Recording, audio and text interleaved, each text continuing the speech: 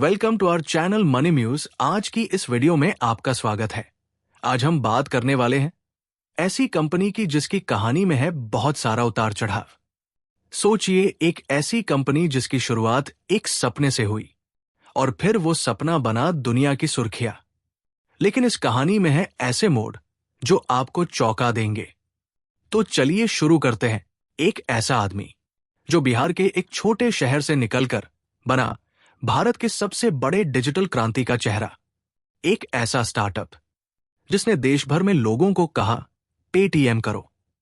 लेकिन फिर कुछ ऐसा हुआ कि वही कंपनी कुछ ही सालों में गिर गई और उसका शेयर जमीन पर आ गिरा। आज की वीडियो में हम जानेंगे पेटीएम की राइज एंड फॉल की पूरी कहानी।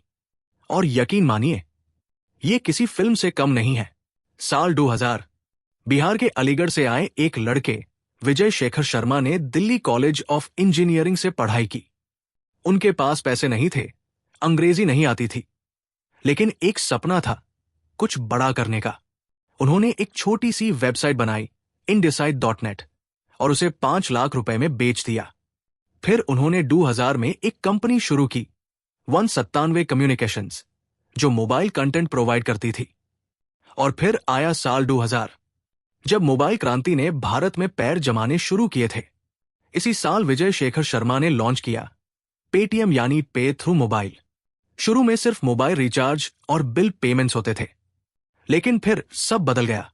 2014 में पेटीएम ने अपना मोबाइल वॉलेट लॉन्च किया और यहीं से असली गेम शुरू हुआ। लोगों को कैश की जरूरत कम हुई और फोन से पेमेंट करना आसान लगने लगा। फिर आया साल 2016 और मोदी सरकार ने नोटबंदी का ऐलान कर दिया। कैश गायब हो गया, लेकिन पेटीएम हर जगह छा गया। रिचार्ज से लेकर किराना स्टोर तक, टैक्सी से लेकर सब्जी वाले तक, पेटीएम करो देश का नया मंत्र बन गया। इस समय पेटीएम ने अलीबाबा से भारी निवेश लिया और जापान की सॉफ्टबैंक ने भी पैसे झोंक दिए। कंपनी बन गई अरबों डॉलर की और विजय शेखर शर्मा बन गए स्टार। उनका सपना था पेटीएम को भारत का अलीबाबा बनाना। 2021 में पेटीएम ने भारत का सबसे बड़ा आईपीओ लॉन्च किया, 18,300 रुपए करोड़ का। पूरे देश की नजरें इस पर थी।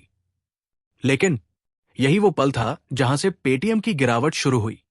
शेयर मार्केट में लिस्ट होते ही पेटीएम का शेयर 27% गिर गया।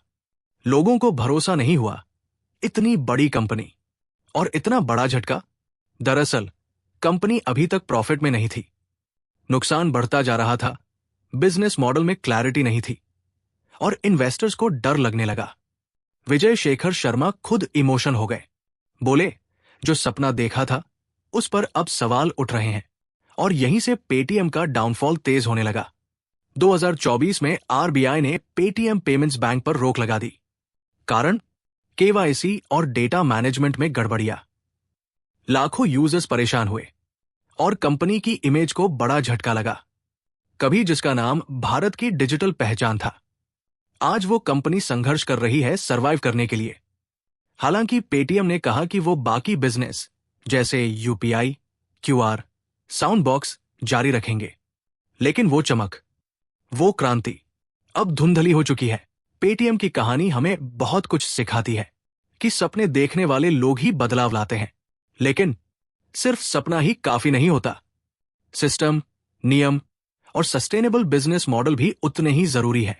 विजय शेखर शर्मा ने एक भारत को कैशलेस बनाने का सपना देखा और कुछ हद तक वो पूरा भी हुआ। अब देखना यह है, क्या पेटीएम फिर से उठेगा या ये कहानी वही खत्म हो गई? आपको क्या लगता है? कमेंट में बताइए। क्या पेटीएम की वापसी हो पाएगी? और अगर ऐसी कहानियां पसंद आती हैं तो चैनल को सब्सक्राइब कीजिए और अगली वीडियो में मिलते हैं एक और धमाकेदार स्टार्टअप की कहानी के साथ।